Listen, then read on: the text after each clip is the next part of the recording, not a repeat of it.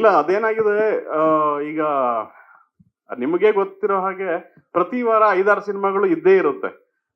ಈ ವಾರ ಯಾರು ಇಲ್ಲ ಗುರು ನಾನು ಆಮೇಲೆ ಬರ್ತೀನಿ ಅನ್ನೋದಕ್ಕೆ ನನಗೆ ಯಾವುದು ಆ ಬಿಡುವು ಸಿಗಲ್ಲ.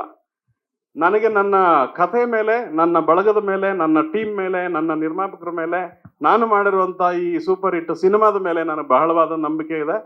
ಜನ ಇದನ್ನ ಕೈ ಹಿಡದೇ ಹಿಡಿತಾರೆ ಅನ್ನೋ ಒಂದು ತುಂಬಾ ಅಚಲವಾದ ನಂಬಿಕೆ ಇದೆ. ಏನಕ್ಕೆ ಅಂತಂದ್ರೆ complete out and out comedy entertainment. ಇತ್ತೀಚಿನ ಬಂದಿರುವಂತ ಸಿನಿಮಾಗಳಲ್ಲಿ ಹೋಲಿಸಿದ್ರೆ ಕಾಮಿಡಿ ಎಂಟರ್ಟೈನ್ಮೆಂಟ್ ಕೊಟ್ಟಿರುವಂತ ಸಿನಿಮಾಗಳ ಅಂಕೆ ತುಂಬಾ ಕಮ್ಮಿ. ಸೂಫ್ರಮ್ ಸೋ ಬಂತು, ಜನ ಹೊತ್ತು ಮೆರೆಸಿದ್ರು. ಅದೇ ರೀತಿ ಸೂಪರ್ ಹಿಟ್ ಬರುತ್ತೆ, ಅದನ್ನು ಸೂಪರ್ ಹಿಟ್ ಮಾಡ್ತಾರೆ ಅನ್ನೋ ನಂಬಿಕೆ ನನಗಿದೆ. ಇದ್ರ ಮಧ್ಯೆ ಇನ್ಯಾವುದು ಕಾಮಿಡಿ ಜಾನರ್ ಅನ್ನೋ ಸಿನಿಮಾ ಬಂದಿಲ್ಲ ಇದುವರೆಗೂ.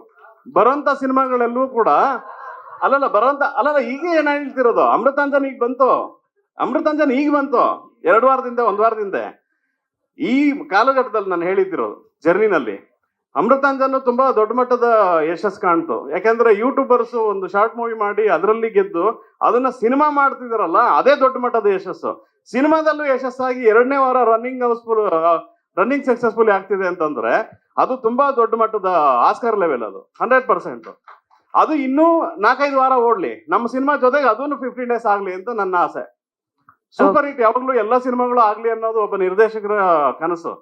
ಆದ್ರೆ ಎಲ್ಲ ಸಿನಿಮಾಗಳು ಸೂಪರ್ ಹಿಟ್ ಆಗೋದು ಯಾವಾಗ? ಜನ ಚಪಾಳೆ ತಟ್ಟಿ ಸಿಳ್ಳೆ ಹೊಡೆದಾಗ, ಜನ ಅದನ್ನ ಸೂಪರ್ ಹಿಟ್ ಮಾಡಿದಾಗ. ನಾವು ಫಸ್ಟೇ ಏನಕ್ಕೆ ಇಟ್ಕೊಂಡಿದೀವಿ ಅಂತಂದ್ರೆ ಒಂದು ಪಾಸಿಟಿವ್ ಎನರ್ಜಿ. ನಾನು ಆಗ್ಲೇ ಹೇಳ್ದಾಗೆ ಕತೆಗೂ ಕೂಡ ಅದು ನನಗೆ ಬೇಕಾಗಿತ್ತು, ಅದಾಗದೇ ಒಲಿತು. ಜೊತೆಗೆ ಅದು ಬಂದ ಮೇಲೆ ಎಲ್ಲವೂ ಕೂಡ ಪಾಸಿಟಿವ್ ಆಗಿ ಇಲ್ಲಿವರೆಗೂ ಕರ್ಕೊಂಡ್ಬಂದು ನಿಮ್ ಮುಂದೆ ನಿಲ್ಸಿದೆ ಸರ್. ಸೊ ಹಾಗೆ ಅವರು ಆ ಪಾತ್ರನ ಒಪ್ಕೊಂಡಿದ್ದೆ ನನ್ನ ಅದೃಷ್ಟ.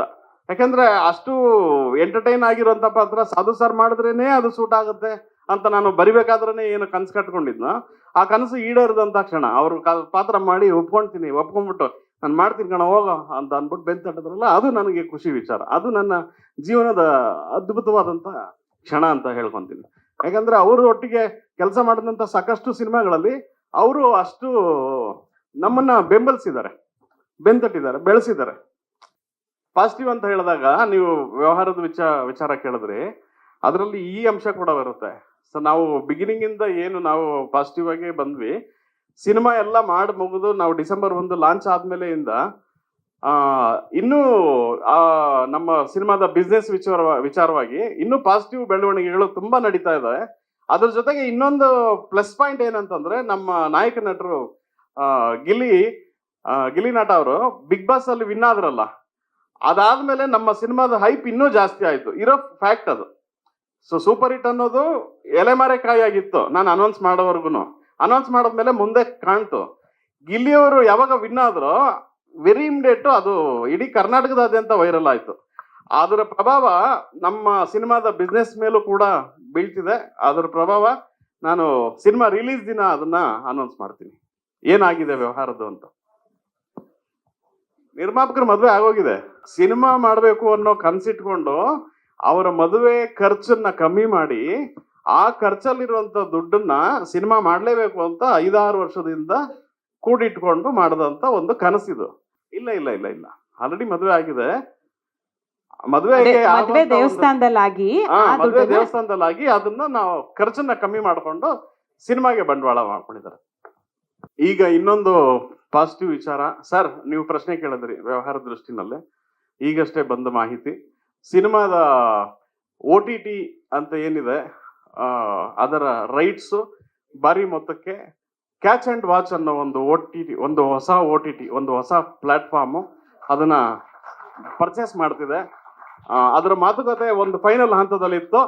ಯಾಕಂದ್ರೆ ನಾನು ನಿರ್ದೇಶಕನಾಗಿ ಬೆಳಗಿನ ಜಾವದವರೆಗೂ ಫಸ್ಟ್ ಕಾಪಿ ಆ ಕೆಲಸದಲ್ಲೇ ಇದ್ದೆ. ವ್ಯವಹಾರ ಏನಿದ್ರು ನಿರ್ಮಾಪಕರು ನೋಡ್ಕೊಂತಾರೆ, ಸಹ ನಿರ್ಮಾಪಕರು ನೋಡ್ಕೊಂತಾರೆ, ಕಾರ್ಯಕಾರಿ ನಿರ್ಮಾಪಕರು ನೋಡ್ಕೊಂತಾರೆ. ಸೊ ಇವ್ರಿಗೆ ವಿಭಾಗಕ್ಕೆ ಬಿಟ್ಟಿರ್ತೀನಿ.